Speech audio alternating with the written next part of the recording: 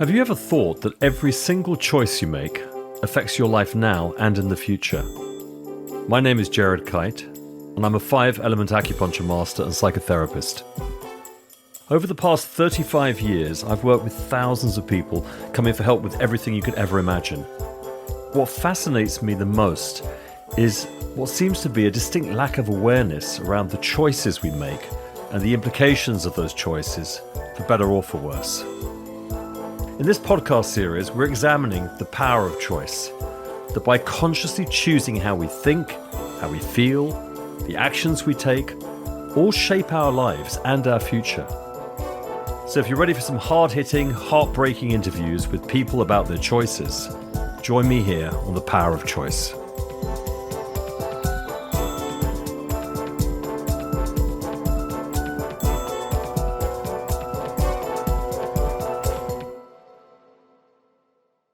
This series of The Power of Choice is focused on fertility and babymaking, and in this episode, you'll meet my two guests who managed to become parents against all the odds.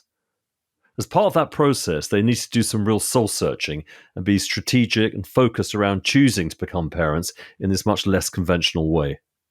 They also need to make sure that they have the right kind of support and help from a whole host of people, both personal and professional, to make this thing happen. At the end, I talked with Emma Kafton, who is Patient Services Director at the Evewell Clinic in London, and they support gynecological health as well as assisted fertility treatments. We talk about my two guest interviews and how our role as professionals influences our patients' choices that ultimately they've got to make for themselves. David is someone I've known for over 30 years.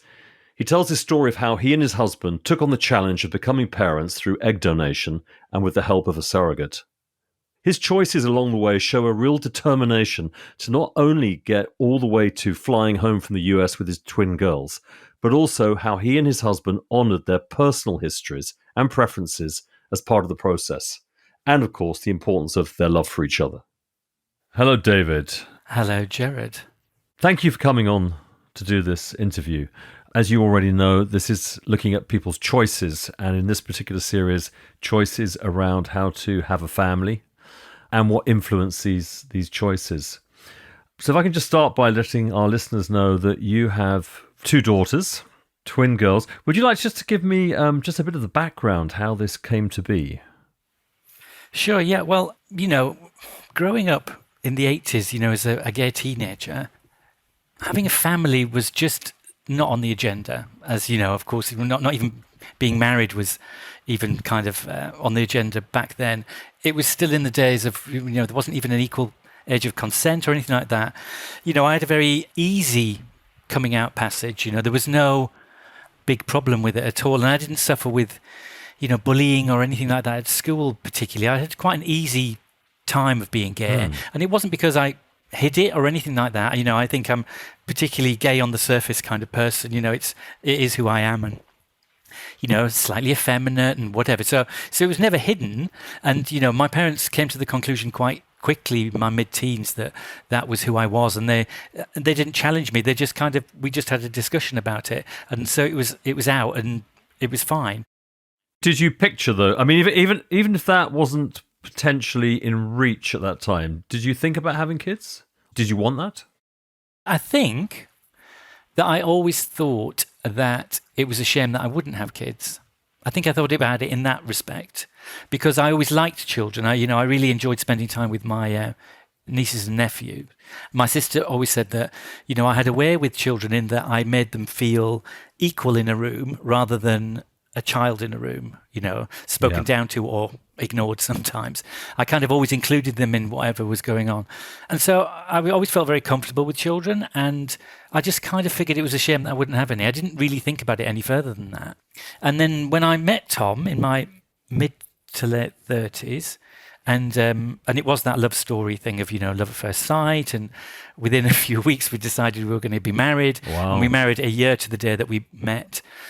And we're still married now, 16 years later, so we were right. Yeah, great. The children thing kind of was started to be mentioned, even though there was no plan. We didn't know where these children would come from, but it was just kind of bubbling in the background a bit. And I think my mum said at one point, well, I think you should try having a dog first before you try for children. And as crazy as that seems, it was a bit like, yeah, that would be a good idea. So it was like our first dog, Tegan, was kind of a bit like a child. And it kind of taught me that I really had another place to put some of me in, some more love. There was an outlet that wasn't being plugged. Tegan filled a lot of that for me, but it was like it showed me that, oh my God, I could be a parent here. I'd never thought of myself as being particularly grown up enough to be a parent, or I don't know. There was a gap there for me, but it just kind of made that little drip. Tom was really for it from the beginning. So when you say Tom was for it, were you driving it more than him at the beginning? No, because every now and again, it would be one of those almost idle conversations where you'd sit and you'd maybe daydream about something, or, you'd talk about, oh, we would like to have this in the future or that in the future. And children would keep popping up in that conversation. And Tom always seemed more like ready to go with it. If we said, should we do it? He would be like, yeah, tomorrow. Like, how do we start this journey, Whereas I was a little bit more thinking about the day-to-day and thinking about, everything's actually quite comfortable and how much that might rock everything. And so I was definitely less, gung-ho about it. At this early stage, were you already thinking about the different options of how you would have children? Yeah. Well, we'd already kind of started to have a little look at things like that. I mean, the easiest way to start a family, or the most immediate way for me to think about starting a family, being an adopted child, is adoption. That's the easiest route, isn't it? It's like, if you can't have a child, you take a child that needs a home, and you give her, you become a family for that child. That's where I come from. That would be my immediate go-to. But it was quite obvious that it's a very different world from when I was adopted. I was adopted at the back end of the 1960s. In fact, 1969, which is the year that I was adopted, the year after I was born, is statistically there was the highest number of adoptions in the UK happened in 1969. Okay. And that's kind of a collision of society and what was going on at the time, because, the permissive society was coming in, women were having more freedom, and yet society hadn't caught up with that. So, teenage girls were getting pregnant, and but still to walk down the street with a pram and you were a single mom, and that was still a huge stigma. So that's why there was a lot of babies needed homes back then. And then obviously society changed. Women started to keep their children, and the single parent families all became a thing. But back then it just wasn't really the same thing. So there were so many children that needed adopting back then. There was every kind of child you could imagine, Whereas in more modern times, you imagine that the children that need adopting now would come from very different circumstances. Absolutely. And perhaps from more of a troubled background. Maybe there would be substance abuse or abuse of some description, because it's less likely for a woman now to go full-time with a pregnancy and then give that child up for adoption, who would come from a very normal circumstance. That's it's just different. And we knew of some people of our age, a straight couple who lived in Brighton, who had adopted a couple of kids, and both of them had become very, very troubled children, and very troubling for them and for the family.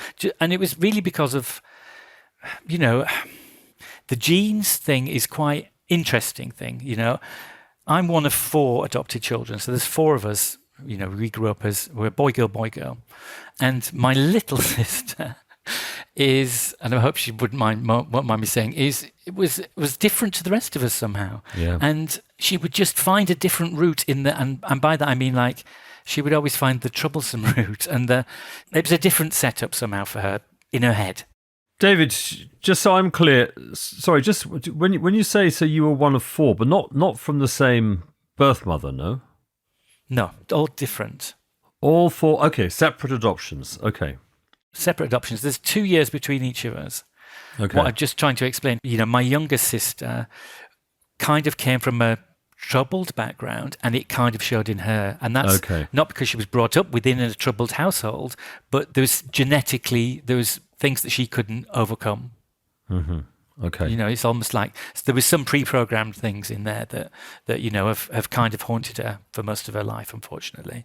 And so when we were thinking about adoption in this modern age, and we had already these stories from friends that we said, that had adopted recently, we just thought it's a different story.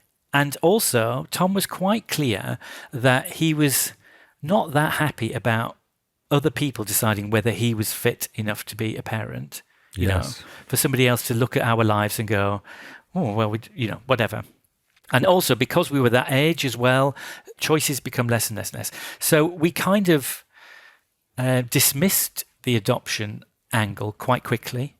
And then we looked into surrogacy and what that would mean and how we could achieve it, because, I'd never even thought about it before. So, and it takes quite a lot of, research and looking into these things, because you want it to be as safe and as legal as it possibly can be.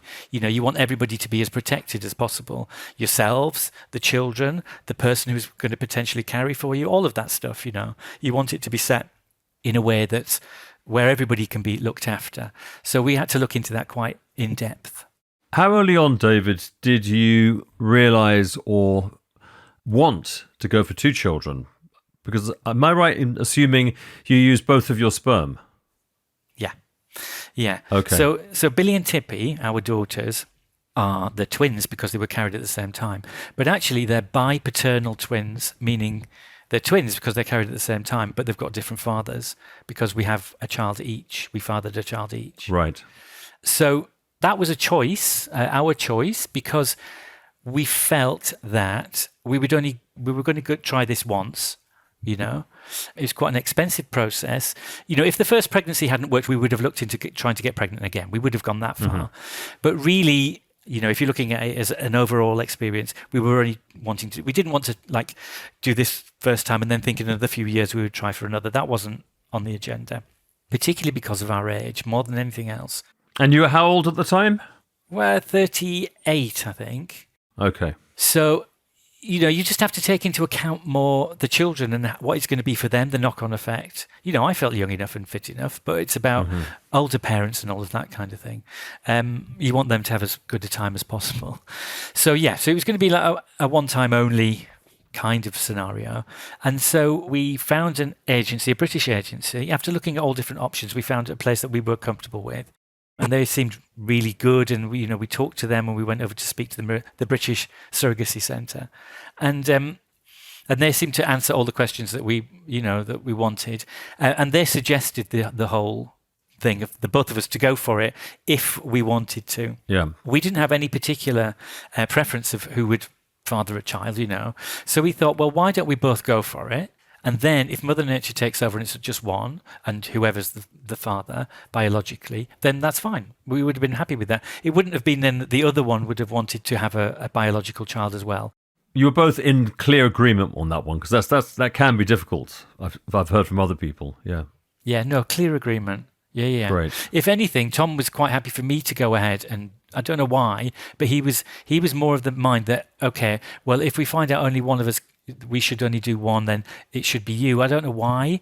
I can't even remember why we came to that decision, but it was more of I think maybe because I'd never had any biological links in my life. It was always, I think maybe that pushed it in that direction. But anyway, at the end of the day, it seemed like a very logical way for us to start the process.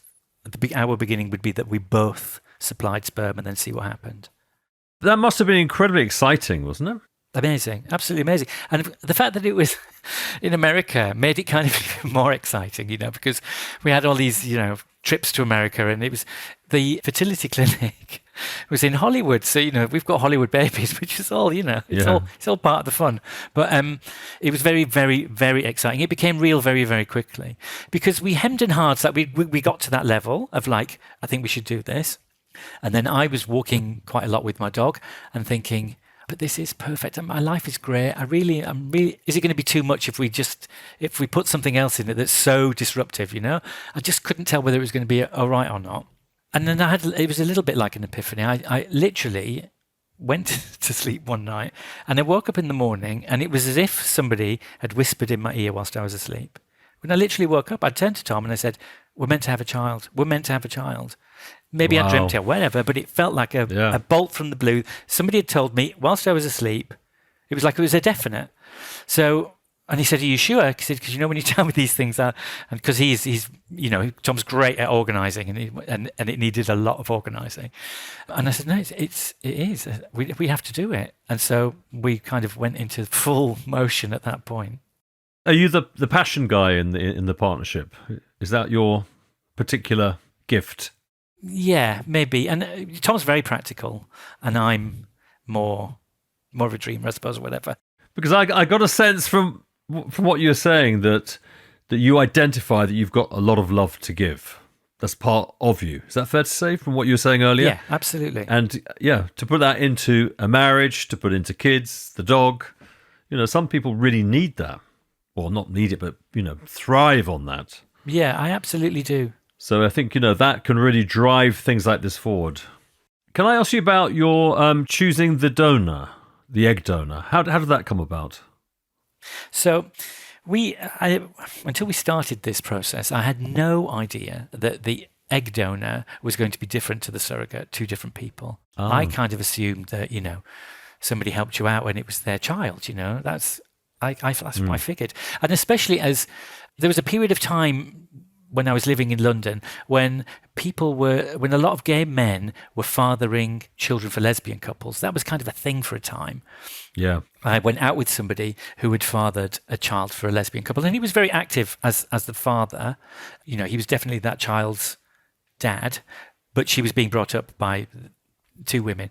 And then he introduced me to another couple who were kind of interested in the same thing, and I kind of started to think about it, but it just didn't seem like the right fit for me to be a father in that respect. So I dismissed that quite quickly.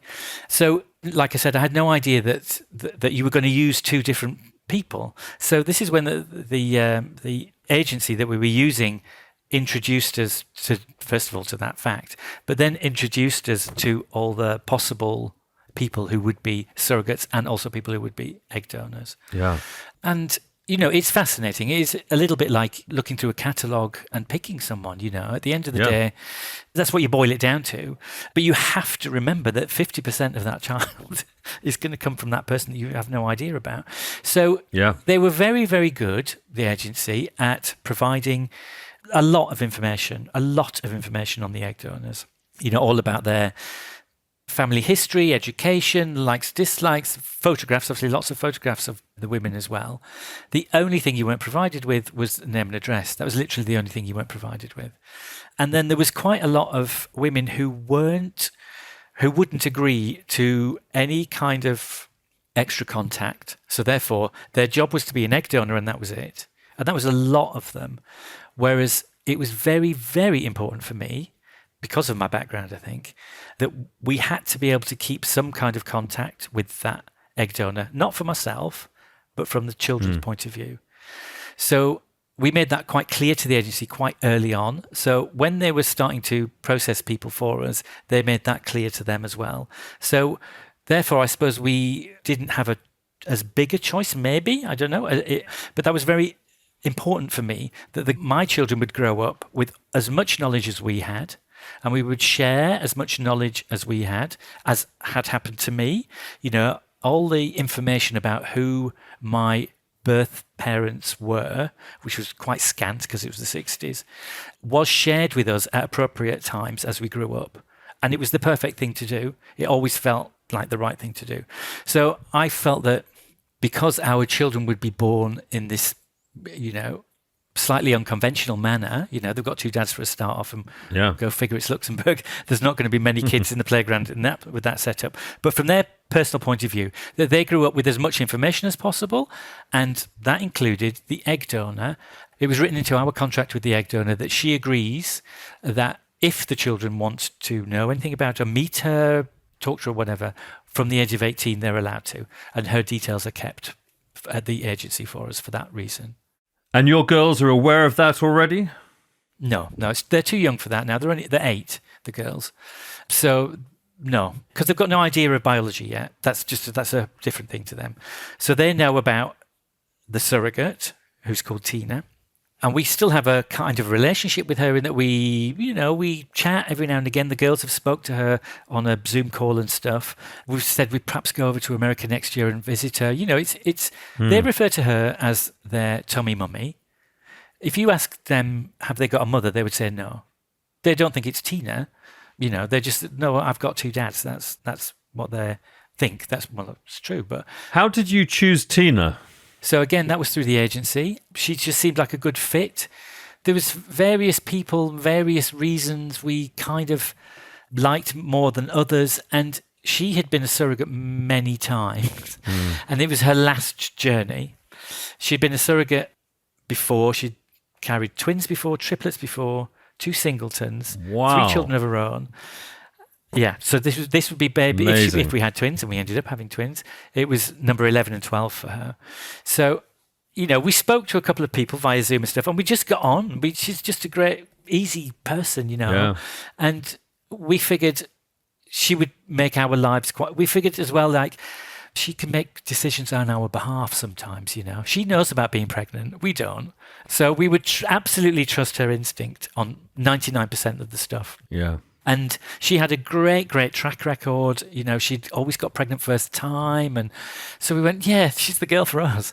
Yeah. Good old Tina. Good old Tina. Exactly that. The fertility clinic, however, had a slightly different idea. Once we'd picked Tina and it was all, we're all moving into that direction, the doctor called us and said, how attached are you to Tina? Just because of her age and stuff like that. And he was reading between the lines, trying to keep his statistics up because their fertility rate at that clinic was super high, like almost twice as much as the national average, I think. How old was Tina?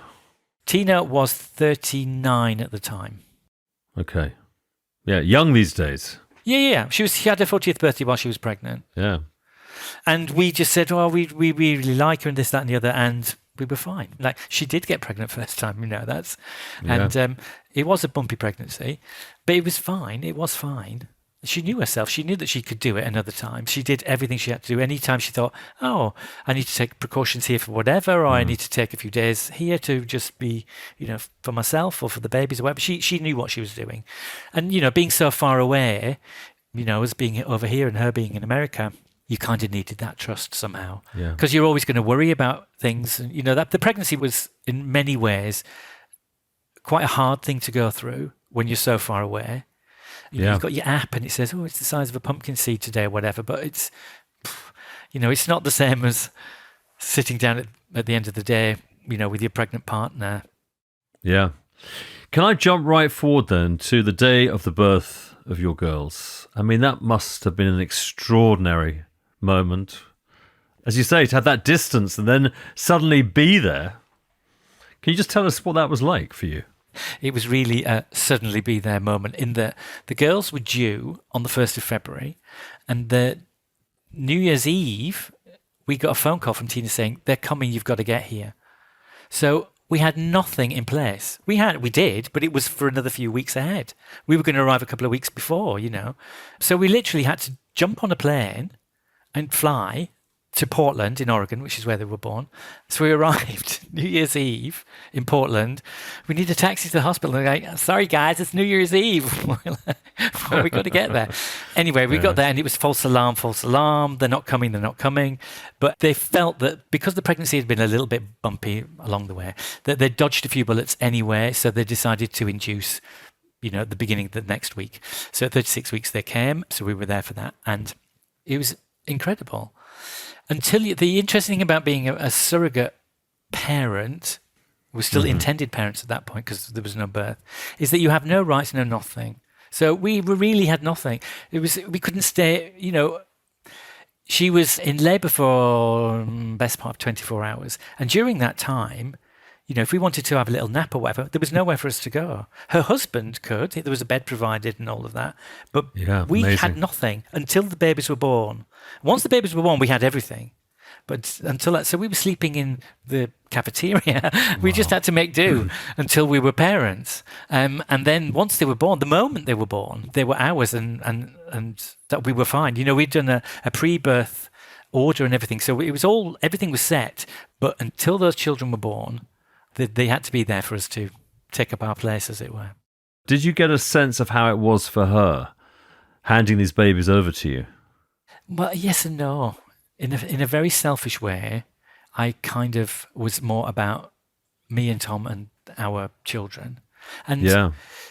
of course I care for Tina, and and we were very much a unit then in the hospital for a few days. She had the room opposite us, and we were in and out and everything. And she has a lovely husband, but because she had him, that was them, and she was doing this for us, And like I said, because she was such a pro, I kind of also figured, we don't have to worry about that whole thing of her thinking, oh, can I really give them off now? I knew that wasn't going to be part of it for her. So yeah, with twins, normally it would be a C-section, but twin A, which was Tippy, decided the night before she was going to get herself into position. So they were like, you can give birth naturally if you want. And Tina wanted to. That's all she wanted to do. God bless her. It's her moment in the sun, isn't it? It's her moment to shine.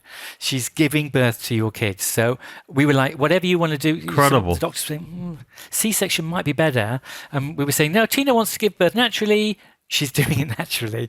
This is her moment, So we were all in place for that. And Tippy came very quickly, very easily. Tom cut the cord, and then I took her on my chest in the corner, and we were waiting for the next one to whiz out, and the second one didn't whiz out. And I can remember looking across the room, and there's a lot of people in the delivery room. I don't know whether that's an American thing or not, but there was a lot of people in there, and it was very noisy. But every time I looked across, all the happy faces were starting to get more and more concerned. And Tom was starting to get more concerned because he's stayed over there. And about 20 minutes went past, half an hour, 40 minutes. Wow. The second long hadn't come out. So we were in trouble. So they had to clear the room. They had to knock Tina out. Emergency C-section. It was all like the drama. So we got it both. We did a natural birth and a C-section.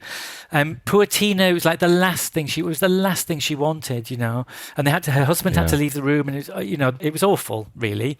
So 56 minutes is the difference between the two, and it's because the placenta had been left behind, and Billy couldn't get past. It was like a booby trap, and everything was absolutely fine. Oh my God.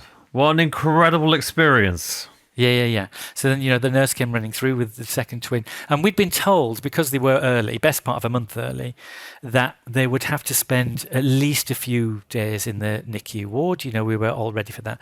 But they were perfect. They didn't have an hour in the NICU ward. They were with us from the moment. That was it. And yeah, we had to hit the ground running, really.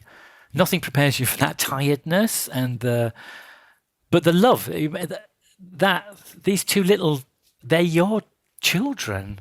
It takes a while for that to sink in. They're just they're things that you've got to look after, to start off with. A bit like a Furby or whatever. It's like, oh, I've got to keep this alive. But, then the rest of it builds over time. We were only there a few days, and we left hospital with 2 babies and a pamphlet about not shaking the baby, and that's about it. But we were fine. We knew we had it all lined up because my sister, my eldest sister, the two of us are very close. She lives in New Zealand, and she's a midwife. So we'd already arranged it. We had an apartment that we'd rented for the first month, and we hired the apartment next door for her. So she arrived a couple of days after we left the hospital. She showed us what to do, basically. Okay, so you stayed in Portland for how long altogether after they were born? It was about a month, it was. Just because of the legalities of getting the passports and the papers and all of that kind of thing. And Lindsay, my sister, was with us for all that time, and it was perfect in that she said, I'm not going to treat you as my brother, I'm going to treat you as one of my clients. So I'll teach you how to look after a baby in the way that she did with her clients, which is the best way to do it, really. So we had that crash course. Because we hadn't been pregnant, we hadn't had any classes up to the birth.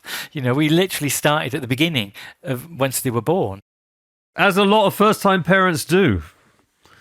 I think very few people are prepared, yeah. Wow, David, it's quite a story. How often do you tell this story in such detail? In such detail, not so often, but I kind of almost at the drop of a hat, I'm ready to give the story. Can I ask, for the benefit of people listening, because as you know, I work with people who are looking for all different options for having families. For, whether it's gay couples or straight couples or anyone, or a single person, using a surrogate, because it's quite controversial for some people. They somehow just feel it's too distant or too risky. What would you say to people? Well, I can only go by my own experience, and I would absolutely wholeheartedly say go for it. I mean, it was the best experience for me in that it couldn't have worked if I didn't feel comfortable with it in any way. And I felt completely comfortable with the whole setup and the whole way that the whole process, etc. I didn't feel like, some people are being say that people are being taken advantage of, and it never ever felt like that. It was all very much in a legal framework, all on a very personal level, and it felt that everybody was, like I said, taken care of, ourselves, the children, the surrogate, the egg donor, we were all taken care of properly. First of all, obviously, I'm saying yes, do it. I'm an advocate for it, but also I'm an advocate for doing it properly, because there's many, many ways and means of finding a surrogate. I know that the cost can sometimes seem a bit prohibitive to some people, but my argument to that would be, me and Tom aren't millionaires. We live in a terraced house in Luxembourg. You can make it work if you really want to. It's a lot of money, but it's not the price of a house. You know what I mean? You can do it, and that's the best way to do it. I mean, as well. When we first started looking into it, living in Luxembourg, first of all, we looked here, of course, and there's nothing here. There's no laws or anything regarding surrogacy, so we obviously had to start looking elsewhere. Since we've got back, where the children are 8 now, and we still are not legally recognised as their parents in Luxembourg. Wow! So you are guardians, or it's a grey area. Nobody really can answer that question. We are their parents, but it's very, very black and white. They want you to be a father. But their argument is a child can't have 2 fathers, which is kind of true. So, but our argument is, well, we're not their fathers, we're their parents, which is what their birth certificate says. One of the other reasons for choosing Portland for Oregon is that their state laws are very, very clear about surrogacy. And when a child is born through surrogacy, the surrogate has nothing to do with that child at all. Mine and Tom's names are parent 1 and parent 2 on both birth certificates, because as it turns out, physically they actually look quite it's like one of each, but it might not have been that. It really might not have been that. They could have looked like their mother and we would never have known. What they would like us to do in Luxembourg to fit into their box is to do a DNA test in order to then be named as a father on the birth certificate and then adopt each other's child. That's what they want us to do. Yeah. And my argument, or our argument, is that is, it's discriminatory, that they're asking us to do. No father is ever asked to do a DNA test to put their name on a birth certificate. That's just nonsense. Yeah. A birth certificate is a certificate of parentage. It's not a certificate of biology. And in that respect, we want Luxembourg to recognise the certificate that they have that says parent 1 and parent 2. So that's the legal fight that we're still having. But no, to answer your question about surrogacy, it's certainly from a gay family point of view, it seems like the ideal way to start a family to me. You have biological links to your children, which can't be underestimated. You're a family, We were very lucky. We were lucky. We had a brilliant journey. Everything worked. But I also think that's because we did it properly and we used a reputable agency who were with us all the way. And that would be my advice. You have to do it properly because everybody has to be looked after. Great. Listen, David, thank you so much for that. I know for sure this is going to be enormously helpful for a lot of people. It's a story that not many people hear about. I'm sure you can find it if you go online or something, but to hear it in such an exciting and passionate way, makes such a difference. So thank you so much. Well, yeah, you're more than welcome. Thank you. Sarah came to me about 7 years ago suffering from what her doctors had called catastrophic periods. 2 weeks of every month were incredibly difficult for her, and she'd also put on weight and felt very low a lot of the time. As she had treatment with me and improved physically and mentally, I asked if she hoped to have children at some point, and as many of my patients in their mid to late 30s say, I'm waiting for the right partner to show up. For some reason, I felt the need to educate Sarah on the ins and outs of assisted fertility, given my experience, and explain to her that she might want to think about having some kind of insurance policy to protect the possibility of having a child on her own, maybe, if that was necessary. Hear her story. Good morning, Sarah. So thanks for coming on to speak to me on a Sunday morning. What we're talking about today is going it alone, basically how you decided or you chose to go for it alone. Yes. Which is a brave thing to do, I would say. And you chose to go down the scientific route, meaning you had assisted fertility. Can you just share with our listeners how you first came to me for treatment and why you came? So I came to you, 6 years ago, maybe? Yeah, about that. I have always suffered from terrible periods, pains, and premenstrual tension. It was just awful. It was 10 days of pain and low mood, etc. And I'd probably seen half of London's doctors, hormone specialists, and wasn't really getting anywhere. And one of your patients just raved about you and said to me, "You've literally got to see him. You're going to love him and he's going to sort you out." So initially, that's why I came to you. And I was overweight. I was very low. And I'm not saying I don't believe in it now, but I'm not Mrs. seeing a therapist. It's just not something that I think it's amazing people who do, but it wasn't something that I particularly wanted to do. And the brilliant thing about you is you go in, you talk to you, and you treat us for what we have talked about. And I find that very helpful. So to me, it's like therapy and then the treatment. So I see it as quite a sensible way of helping me. So you coming specifically for that as your main complaint, were you also thinking about the implications for getting pregnant in the future? Absolutely not at the time. Oh, absolutely okay. not. You encouraged me. You said, "What do you want from this?" And I said, obviously, I want the periods to get better and I'd like to meet somebody. Right. And as we got to know each other and as we went down the line, you said to me, given my age, you need to do something. You need to think about freezing an embryo. And I found that quite shocking simply because I was like, well, I'd like to meet somebody. And you very much said it's a investment. You might never need to use it.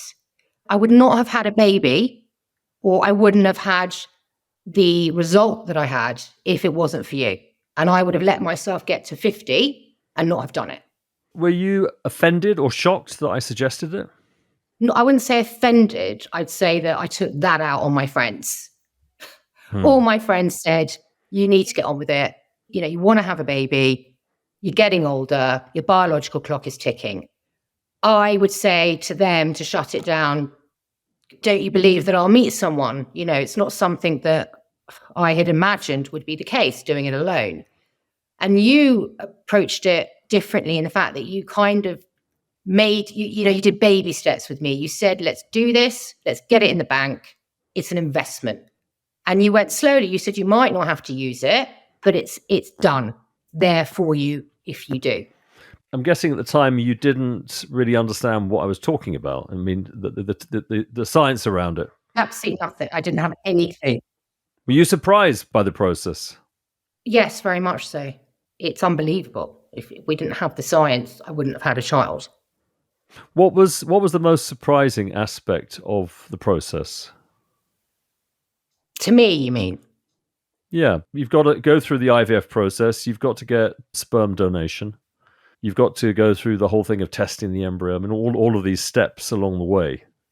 It's very normal for me because I'm used to this. But yeah, I imagine for you it was confusing, no? Quite nerve-wracking. I just think that I went in thinking I've been advised that this is, listen, you're going to somebody who is advising you to do something, and no point going to him if you're not going to listen to him. So I went about it just thinking that I'm going to meet somebody and I'm just going to do it. I'm just going to do it to have a safety net. That's what I did. So I literally just had no clue about the fact that it would be an embryo at the beginning. And you explained to me, I kind of thought, I'm going to freeze my eggs. And you explained to me that the embryo would be a far better chance. I would never, ever have envisaged the process of looking for a donor at all. I think I just went with it. I didn't really think. I thought I'm probably not going to have to use it. I hoped that I wasn't going to be able, use it. So the process was very, very strange. At that time, did you understand the difference between freezing eggs and freezing embryos, or have any idea about them? I had no knowledge whatsoever. Of course, there's more awareness about freezing your eggs at, say, 35 or earlier. So I knew about that. I never knew about how much of a better chance you would have if it was an embryo. And I never knew that testing the embryos was an option. Did you have an understanding that even if you freeze eggs, there's no guarantee that any of them will be viable? Absolutely not. Okay. I guess that's the missing bit of information that's out there. Absolutely. I also think, even though there is a majority now, certainly, that do know about freezing eggs, but I didn't know that what age you need to do it. I mean, I probably would have thought, oh, okay, I'll do it at 38 when I saw you. So I think there's a lack of awareness that even if you're 30, that you should be doing it. Would you actually say that to people now? 100%. I've actually said to a couple of people who used to work for me who are 36, I've just said, you must listen to me. You must get on with it. I talk very regularly with a friend of mine who's been trying for a while about how much she wishes she would have done it much earlier. I think you just kind of don't want to, look, I'm not saying everyone wants to meet someone, but you kind of see it a bit negative about your life, that's what you're having to do, I think. I certainly did. I was just like, oh, thanks a lot. You all just, is that how it's going to be, that I'm going to have a baby on my own? I really, and I still do, want to meet someone, want to share the responsibility. How old were you at that time? I probably started coming to you about 38. So I will be 45 in January. What age were you when you actually froze the embryo? 40. 40, yeah. But you were talking about it with me much earlier. And you then transferred the embryo 2 years later, right? Absolutely, yeah. I'm not going to say I wasn't excited. Like, the process is, which obviously I didn't know about, is they take the eggs out. And I didn't get a lot of eggs, but there was a chance. I think I got, 11 or something like that. And then every day I got phoned up saying, you've now got 9. I didn't know that process. You've now got 8. And then you sort of get that phone call where it says, look, there were 5. And, it all happens over quite a long time. You have to wait. It's about 3 weeks until you have the final answer. And I remember the fertility doctor said to me, it's not likely that you're going to get one this round. And I accepted that. I got that it wasn't looking likely, but because I knew that I was open to, I wasn't really taking it seriously, I guess. I just was like, didn't really know how it went. So I just thought, let's do this round. And it just means I've started the chapter if I don't get one. Started the process, if you like. And then I got a call to say, you've got 4, 3 are not chromosomically viable, and 1 has got a 70% chance, they graded it, of a pregnancy. And I was thrilled. And I never thought that I'd even ever experienced that feeling. I was like phoning everyone, oh my God, I got an embryo. Yeah. And then you froze it for 2 years, right? Yes, but I have to say, you did mention that it would be good to do another round and try and get another one to back up this, which obviously I wasn't really aware of, but you did sort of say that would be a good idea. In that 2-year gap between freezing the embryo and kind of getting back into normal life where I assume you were still hoping to meet someone in that time. Absolutely. Did having the frozen embryo change your attitude, or did it provide a feeling of security?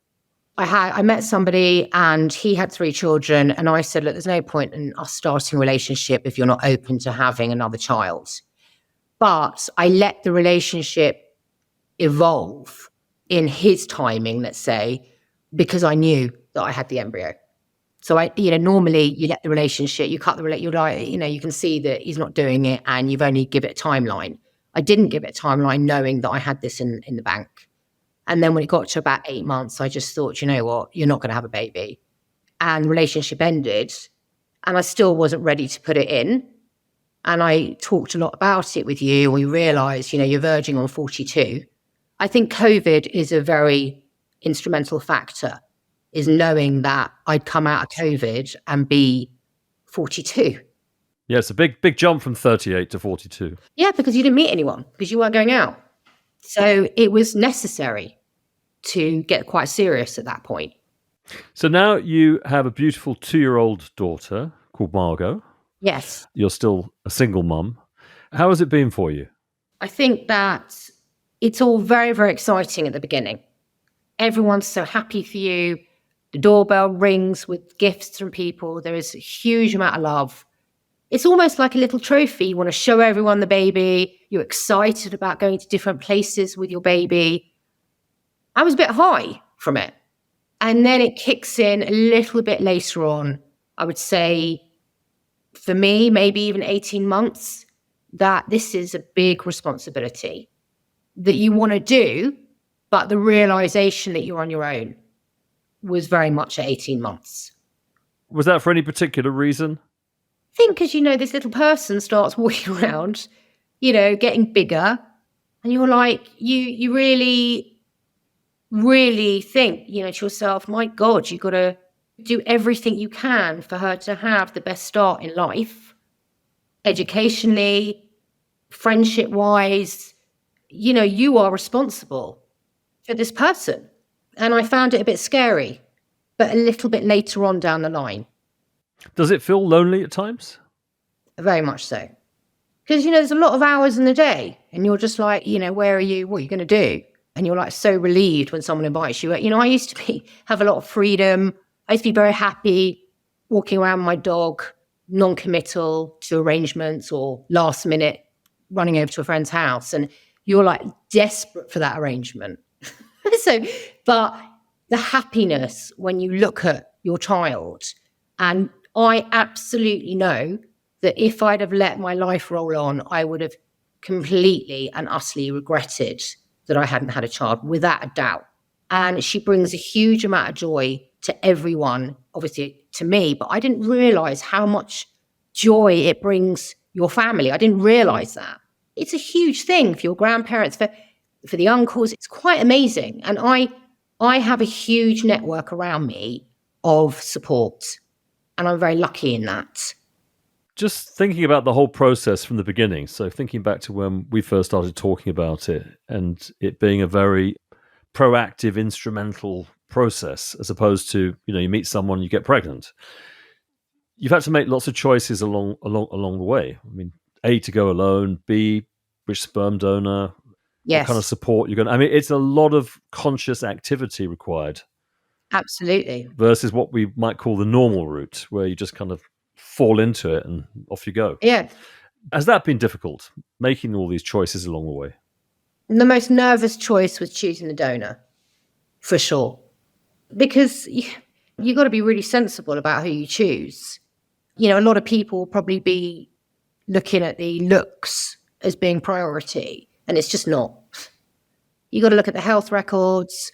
You got to see that, because there's a lot of donors that that don't necessarily haven't necessarily had a pregnancy. So Right. My donor had a pregnancy, which meant that he works. It was a good chance. Some people get very committed to a donor that they want, and then they find out that a few of the blood tests and things, you're not compatible.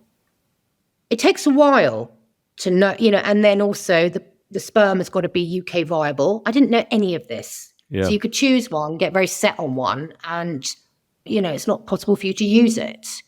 Then the other thing as well is I got all his vials, if you like. Is it vials? Yes, the Is that the vials word? of sperm. In Yes, Spanish? that's So right. some only have one for one round. So if I want to do 2 more rounds now, not that obviously I'm quite old and it would be very unlikely for it to work.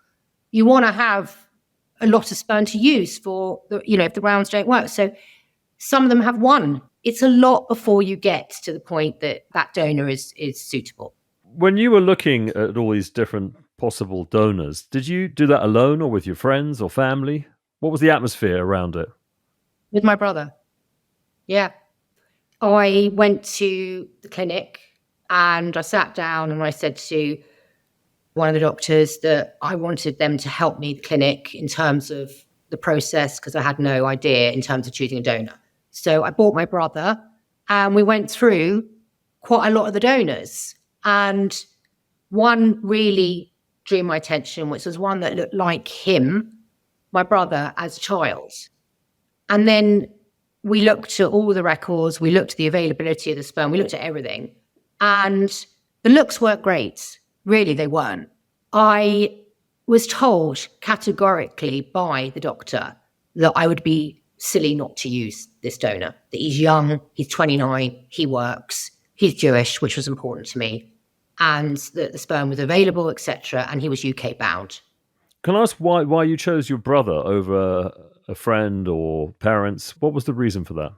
Honestly, Yeah. because he'd probably be able to concentrate a lot more than me on what the process was. So I wanted someone else to listen. That's the truth. Okay. So he's sensible. Yes. Yeah. I mean, I'm being completely honest with you. Yeah. It was very helpful. Well, look, It was very helpful. people don't know how to do this. It's quite a bizarre thing to do. So I think we need to have the right support.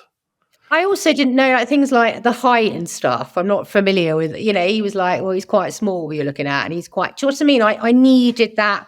I needed somebody to listen to what was being said and to think that what I was choosing was a good one, aside from the medical help that I was getting, aside from the doctor. Yeah. So having gone through this whole process, I mean, this has been over, 6 years, I guess, from beginning till now. On reflection. But also, let me just tell you as well, which I think is quite interesting, is that I got it. There's a few sperm banks that are very, very good. And once I secured the one I wanted, I mean, you really do have to fill in a lot of paperwork as well. There's quite a lot of stages. Yeah. So there's a hell of a lot to, there's rules as to when the child's older, whether she can or he can meet the donor. There's a lot you have to take on board. Yeah. It's a project. I mean, it sounds bizarre, but it is a project with a beginning, a middle, and an end. In your mind, you're thinking to yourself, your child's going to want to know all this later on. So you need to make sure you save the documents, that you've got everything for your child, because they are going to ask and they are going to want to see. And then the next big choice you've got to make is how and when you're going to tell your child, if you are, that obviously there's a donor involved. I think there'll be two different stories. I think that when she's younger, she will ask when she's young. And she will say, why haven't I not got a daddy? So it's going to have to be explained a little bit like, mummy was so desperate to have you and the angels gate. It has to be a bit of a younger story. Not the truth, but a little bit like. And then I think, you'd be surprised. I think 13, I don't know, but 12, 13, you'll have to really explain. Have you had any support with this? No, but I'm definitely going to see someone for the advice. Okay. What was interesting, though, is that I have a GP who is married to a woman and has had a donor child.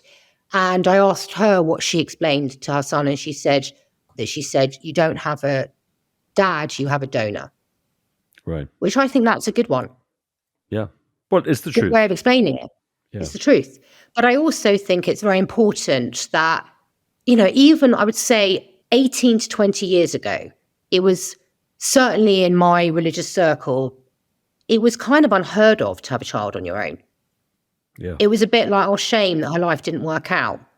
And it absolutely isn't now, 20 years later. It absolutely isn't. And I'm thinking about someone I know that it was very much like, oh God, her marriage didn't work, la, la, la. That wasn't a donor baby, but that was just having a child on your own. Now it's the norm. Now some people say, I'd love to have a kid without the dad, because the dad does nothing. Do you know what I mean? It might as well. People say it's just another opinion, which you don't need, because you've got to agree and you've got to compromise on what this child's future is.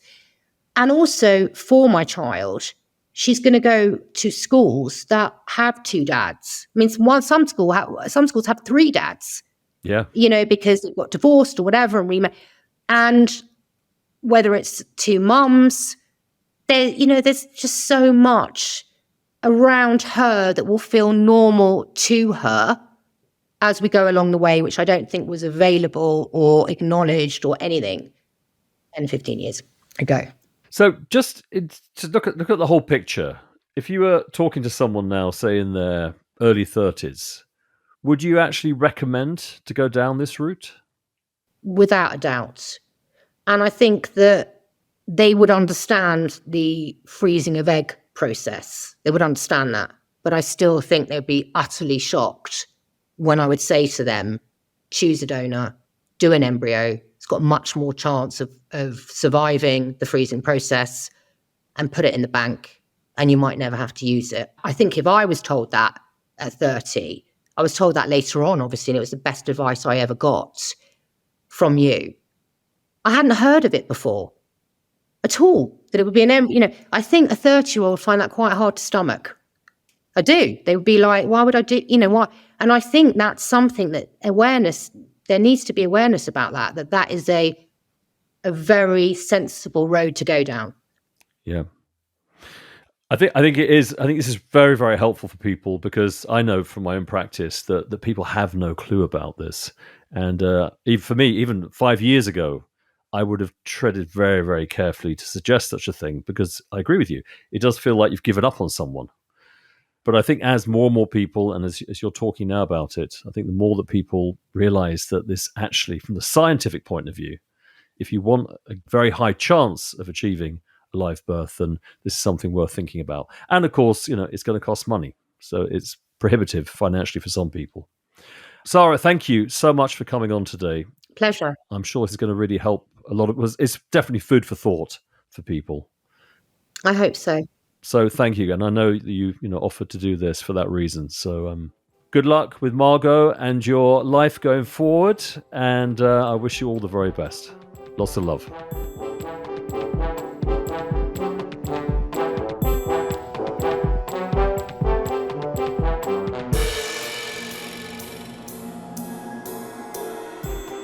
Emma Kafton is Patient Services Director and looks after the patients and staff at the Evewell Clinic, a gynecological and fertility clinic in London. We here at Kite Clinic refer most of our patients to Emma, as we believe that they offer the kind of medical help and care that suits the kind of people that come to us. The relationship that people have with members of the helping professions is so important. It is a professional relationship, but because of the sensitive and subjective nature of making babies, coupled with the logistical hurdles, the triumphs and the failures, very close bonds are formed by all of us as we share the experience. Good afternoon, Emma. Hi, Gerad. Thank you so much for joining me on The Power of Choice this afternoon. Now, as I said in the intro, you are the Patients Services Director at the Evewell Clinic in London.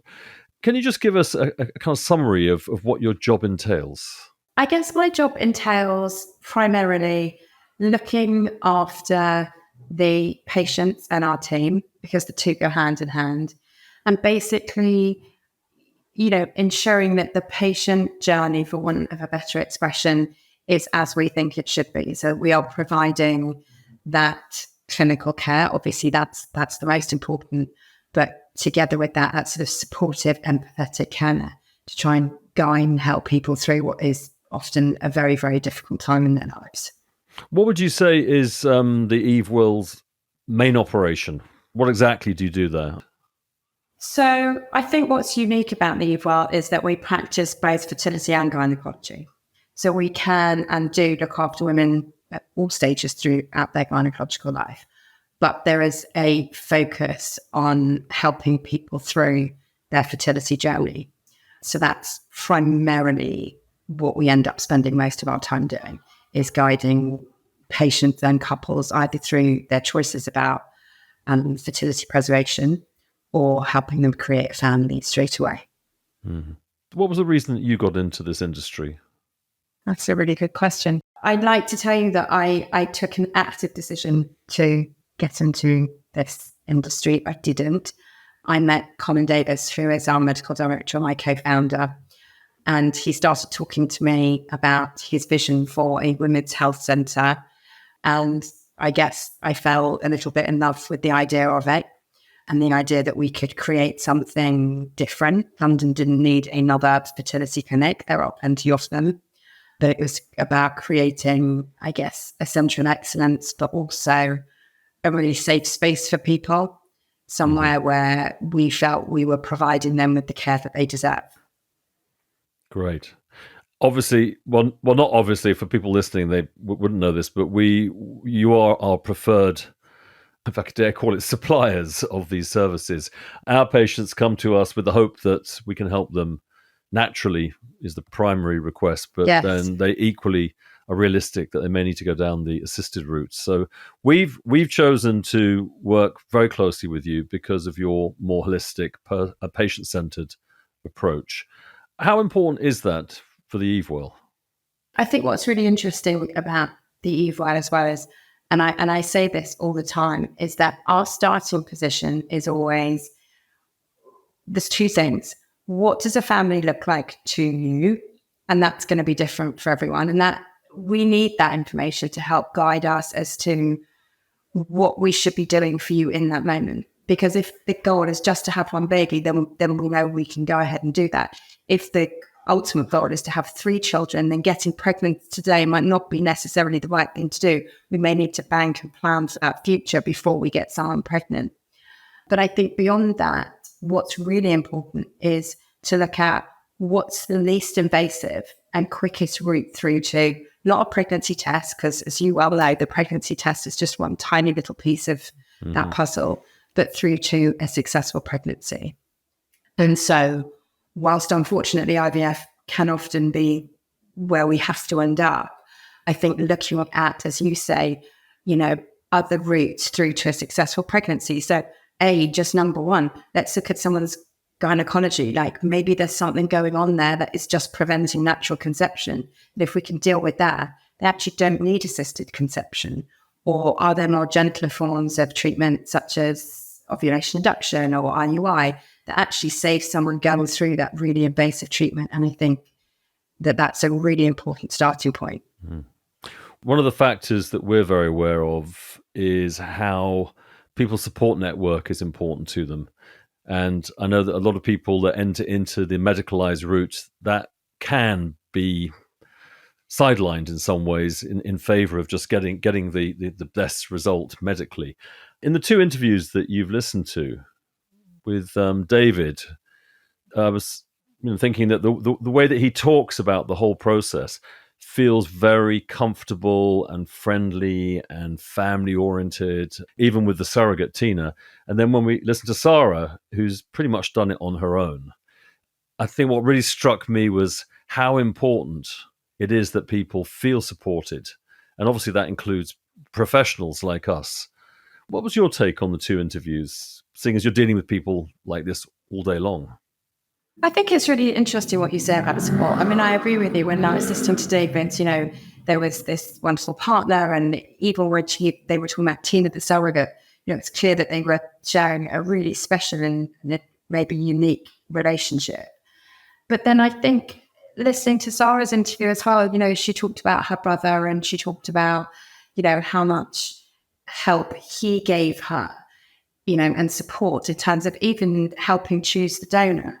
And I think that I couldn't agree with you more. I think that the support, particularly for women who are going through it alone, is absolutely vital.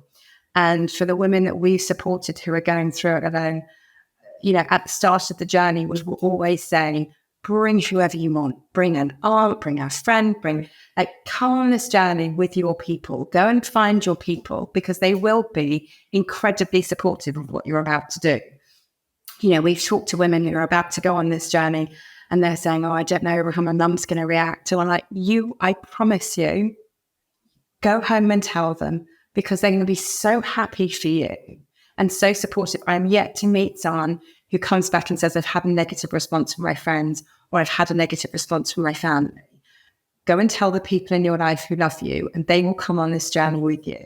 And I think that's really important. I think it's equally important that you have a clinic who is there and supports you, but they need to do that within professional boundaries.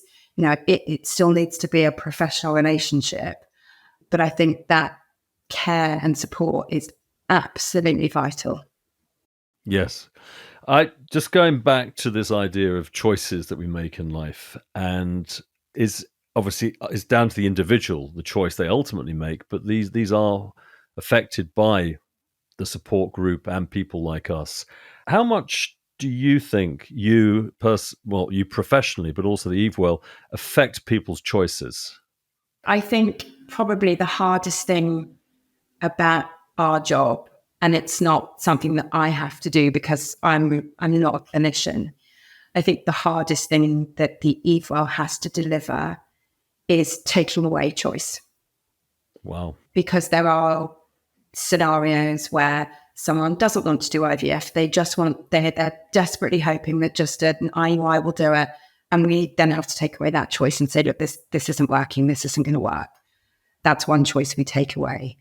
You can get all the way down the line where we say, we just don't think you are going to conceive. And I can't imagine the responsibility and how that feels to the clinician delivering that message. So I think the hardest thing that we do is take away some choice, because that's our responsibility. We have to give honest advice. We have to say when we think we've reached the end of the road, or indeed with a new patient where we say, it's not going to happen now. And that's devastatingly hard. I think how we can help people manage choice is by giving them enough information to make the best decisions for them. We can't tell them what to do. Sometimes I hear clinicians say something like, if you were my sister, this is what I would be telling you to do. And that feels terribly real to me, because that's quite a personal thing for a clinician to say. But we can't tell people what to do. We can only give them enough information that they're able to ask more questions if they need to, but look at the situation and say, okay, this is the best thing for me. Given where I am, given my circumstances, given the choices that I have available, this is the best decision for me or for us, depending on that situation. Yeah. In the interview with Sarah, she made it quite clear that I had a strong influence in the choice that she made.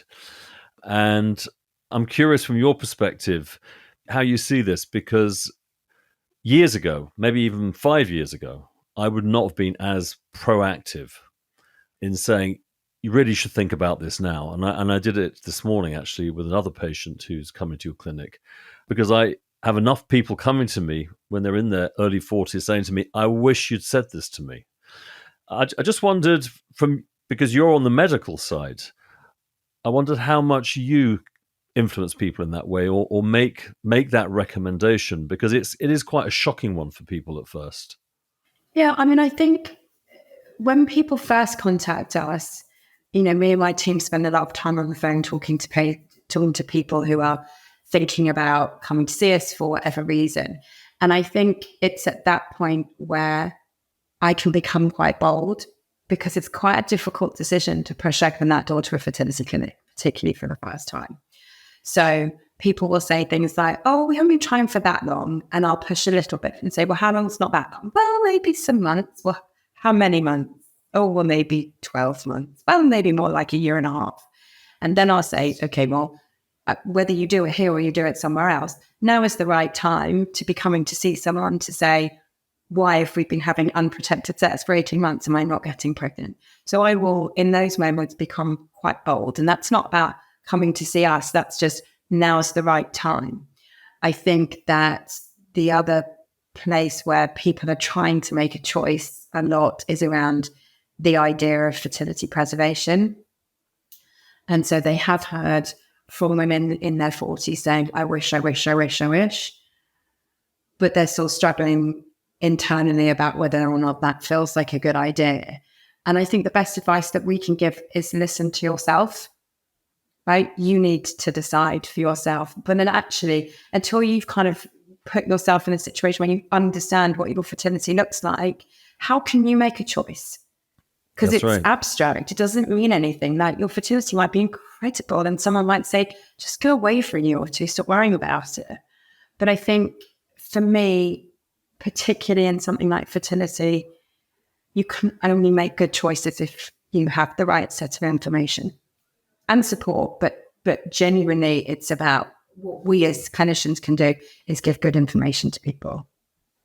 I was thinking about David's interview, where obviously as two male partners doing it, they had to understand the biology of it. They had to understand that they're going to require donor eggs, they're going to require a surrogate. And so it was quite a natural process to understand the ins and outs of how to make a baby. And conversely, Sarah was quite shocked when she says, I didn't realize I had to have an embryo. An egg wasn't enough. So again, going back to choices, my feeling is that a lot of people just aren't educated. And why should they really be? But they're really quite naive, or they're running with a piece of misinformation that could be the very thing that stops them having the child that they really want to have. So I was just curious about, from what you know about your industry, whether there is any move to educating people more in this area, whether there is a kind of a preventative level of care that could be there. I think it's horribly lacking. I have a 17-year-old daughter, and I am shocked by how little she has been educated at school about her biology and her fertility and what that means. And I'm shocked that in 2023, we're still not teaching women about their bodies. So, I know that I was sent out into the world and told to go out and be whoever I wanted to be, which, believe me, I agree with. I've worked my whole life. But no one explained to me that there was a clock and I should think about it and I should evaluate whether I want a family and start and at some point focus my mind on that. And I'm shocked that girls today are still not being told about these things, because without that, they are not being properly empowered. We're not being properly empowered as women if we don't really understand. You know us very well. We're very passionate about that. We go into companies, we're trying to talk to young women about all of this. But I think that there should be much more about it at school at a younger age, so that women just acknowledge that's the way that it goes. It's really not fair. It's not fair that men get to make their sperm every few months and they can regenerate and it's all can be amazing, and that we get born with what we get born with and it ages. Not fair, but true. Again, we can't make good decisions and we can't make good choices if we don't really come to terms with that and understand what that means. I thought, there's IVF, I've got enough money to do it, why can't I have a baby? That's difficult. The patient I saw this morning, she was saying how she's still very wedded to this idea of one day the prince will come. I mean, this is a successful career woman. This is not someone sitting at home literally waiting, but that's somewhere still in the psyche that she's in quite a passive position. And I suppose one of the things with assisted fertility and the things that we're talking about is it changes that role. It means that you can be proactive, yes, and you can, if you can afford it, of course, have the insurance policy, as Sarah talked about, of having an embryo in the freezer, that you can do something. Or doing what Sarah did generally and just taking life into her own hands and making it happen for her. That's right. Which is one of the most powerful choices I think you can make. Yeah. Can I ask you, what's the best thing about your work there, for you personally? I think it's having created a team of people who I'm so proud to work with, because I see them day in, day out, and they work tirelessly to deliver the care that we set out to achieve 5 years ago. And it's hard. It is hard to do it. And I think I could tell you it's every time, we get a thank you card, and it's amazing. It's beautiful. It's magical. And even when you're having a bad day, you get a thank you card with a picture of a beautiful baby. It's amazing. But I think equally important are those people who perhaps we couldn't help. But I think when you get feedback from them where they say, we couldn't have asked you to do more. Yeah. And what about the hardest? The hardest is, listen, we're all human, and there are some patients or patient stories that touch each one of us in a very personal way. There could be different reasons for our own past or our own experiences. And sometimes it just feels devastating. And that's really hard. And that took me a couple of years of doing this to be able to acknowledge that and not carry it around with me like a weight. That becomes a little bit overwhelming, and that's hard. Our experience of you, and this is my team when we speak about what you guys offer, in particular you, is that there's a great mix of let's get on with it, let's get the outcome, let's get the job done. But there is also a huge amount of empathy and care that goes with that. And I think with these very difficult choices, and I do think they're very difficult, especially when the women that are going it alone, that balance really has to be there to encourage and keep people going, but also being able to hold the hand. Yeah, because I think, look, it's easy. And I see it, where people say, yeah, I'm going to do this. I'll do it next month. And then, oh, no, I can't next month because I've got this, and then next month. And then suddenly a whole year goes by, and then they call again and they're like, I really need to do this. And of course, it's easy to keep pushing something out, particularly something like this that you kind of do want to do and you don't want to do all at the same time. And I think we have to balance, sometimes saying to people, you do need to get on with this now. Can I put you on the spot? If a 30-year-old woman came to you now, who is single, and says, "Oh, I don't care about all your services. I know the guy's going to come along, or the woman, and I know I'm going to have kids." What would you say? Because you've got personal feelings, also professional feelings. What would you say if you were asked your opinion on that? I think I'm going to go back to what I said about if it were my daughter or my sister. I think what I would say to someone is, that's fine. Then if you absolutely know you want to have children, then you just need to go for a review, check out where you are, check out that everything looks good. The answer probably at 30 is, it's still fine, it's all good. And you keep your eye on that every year or two.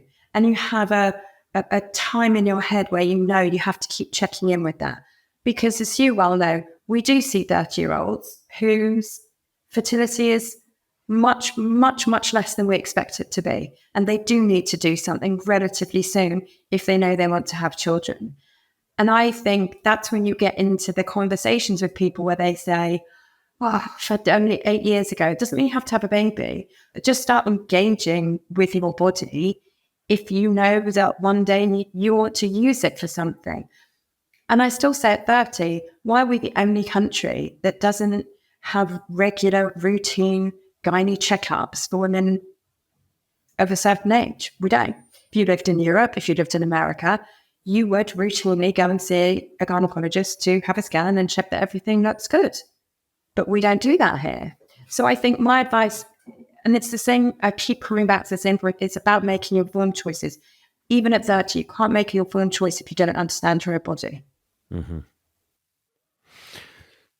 Going back to the interview with David and how clear he was about what he wanted, that, even as a teenager, he said he knew he wanted to meet the partner of his dreams and have children, very clear. And also I thought it was very interesting, the fact that he was adopted and his 3 siblings. For him, there was a lot of information there personally, and he obviously looked for information. Do you notice there's a difference between, say, gay men who are doing it and single women? If we look at these two examples. Look, I think if you have 2 men coming, they've already made the decision that they want to have a child. So as you quite rightly say, there's a certain amount of biology involved. And so the choices, therefore, are a little bit limited as to how that happens. And so they're very organized. They've probably done a lot of research. They're really on it. And they, we can work with them to guide them through the journey with, there are lawyers and all sorts of things, as you know, involved. I think for women who are going it alone, they're still not 100% sure. So even when they're coming to see us, they sort of know they want to do it. And again, there's biology involved here. There's only so many ways that this can happen. But they've still got a really big choice to make. Whereas I think, Danish, for example, already made his choice. He wants to be a dad. He's got a fabulous partner. There's only so many ways they can do this, and they're going to go for it. They're going to be parents, and they're going to do what they need to do, and they probably know exactly what it is. As Sarah said, she didn't even understand the difference between the egg and the embryo. And actually, when it was first mentioned to her, and I think it was you, she was quite horrified by the idea that everyone was suggesting that she was never going to meet someone, or that this was the way that she should do it. And it took her a long time to get to the point where she felt comfortable enough to say, yeah, all right, I'm going to do this. So I think they are quite different. And I think, therefore, our role is different because they're often at different stages. It's rare that I see a woman come in and she's like, 100% having a baby by myself, let's just get this done. There's still a little bit, it takes them a lot longer to get going and really get into it. Yeah. I think the other thing that often doesn't go through people's mind is the question of, do I actually want to have children? Because there's an assumption that if you meet the right person, then that is just something that follows. Whereas the way the world is now, and people generally starting later in life and people having careers and so on, I think we do need to be more proactive and think, do I really want this? And how am I going to do it? And how would this fit in the next coming years? And if I haven't met someone, or that seems to be the missing bit for me. And what I've noticed with patients is they're around 28 and they're young. 28, you still feel relatively young. And it's not that far to jump to 35. Those 7 years fly by, and that's what I've noticed. It's those key 7 years, especially because they're often the years where someone's career is accelerating, and that's where almost all their attention goes. And it's a bit of a shock at 35 to suddenly go, "Oh my God, you mean I'm in decline now? I've got to find someone now." And I think that goes back to your point about education, doesn't it? Is that actually those are easy years for women who are, doing really well, and they're building their career and they're earning decent money, and life's good, right? You've got no responsibilities. Life's good. It's hard to stand up and say, okay, well, I'm going to have a baby now. My style with patients now, when they come for the initial intake, I'm collecting a lot of information about their life and what they want and why they're there and so on. And I have built into my initial intake, do you want to have children? How do you see that happening? When would you consider it might be a problem, at what age? So I kind of lay it out as questions. And I do volunteer the information, much like some of your colleagues there, where I say, look, if it was me, just for the record, this is what I would have done. Had I known, had I thought about it more, because, I still can't believe I'm in my 60s. I still feel like I could, do anything. And I think that's true for a lot of people. So, and I think that's where you guys are so important, that you can transition from kind of an awakening in a way to that, and then actually know there's a safe place to land where you can actually get the reality if you're going to go down that route of getting medical assistance with it. Yeah, and I always say to people, and this is my advice generally on fertility, is take it all in bite-sized chunks. So I think a lot of people need to see the beginning and the end all in one piece. And I think that that's really, really difficult. And so even with women who are sort of contemplating, not really knowing where they are, I'm like, just because you come in and you have a review and you have a scan and you have a blood test does not mean you signed up, or now you've got to do X, Y, or Z. Nothing. It's just giving you some information. And I'm telling you that that's the powerful bit. And I think the thing that I find most alarming about women in their sort of 30s, sort of early 30s to mid 30s, is a lot of them are really frightened. Mm-hmm. So I'll give you an example. I was talking to one of the girls who helps me on our marketing. She doesn't work for me. She works for an external agency. So she's worked for me for a long time, maybe 3-4 years. And we were just talking about 6 months ago, and she suddenly burst into tears. And I said, what's the matter? And she said, I'm getting married. And I said, no, it's amazing. And she, why are you crying? And she said, because I'm absolutely petrified that I can't have children. And I said, why do you think that? And she was like, well, I don't know, but I've been thinking it for about 3 or 4 years. I just can't shake it. And I was like, wow, you've been thinking that all this time and you weren't with me. And she was like, but I'm too scared to find out. And I was like, well, the fear isn't doing you any good now. Like, you're walking around with the fear anyway. Anyway, she came in and had the test. Her fertility is pretty average, a little bit low, but pretty average. She's fine. She doesn't need to do anything right now. She can certainly go away and get married and relax.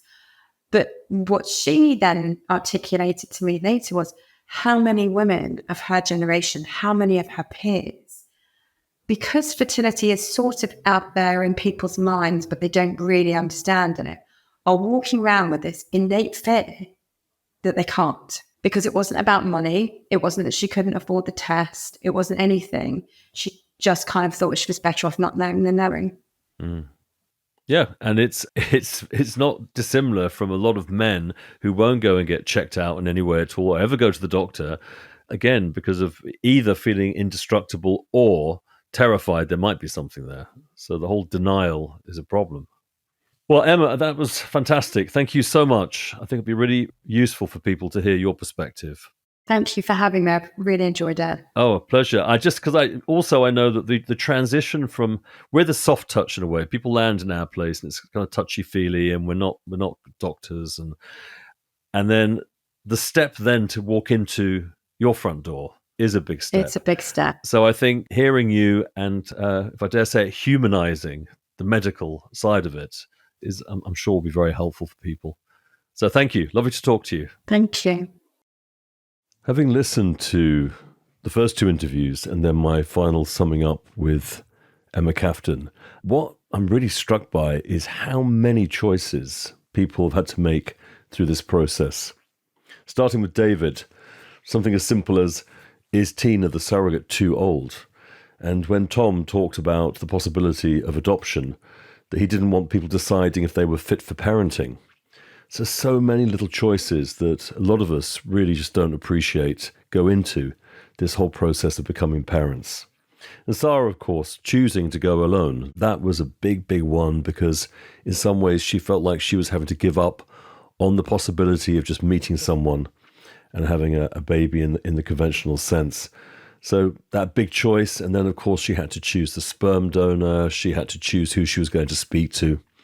So what struck me most of all really was the importance of being in the right place, that we are in a balanced state when we make these big decisions, and how important it is that we have the right people around us to help us and to guide us.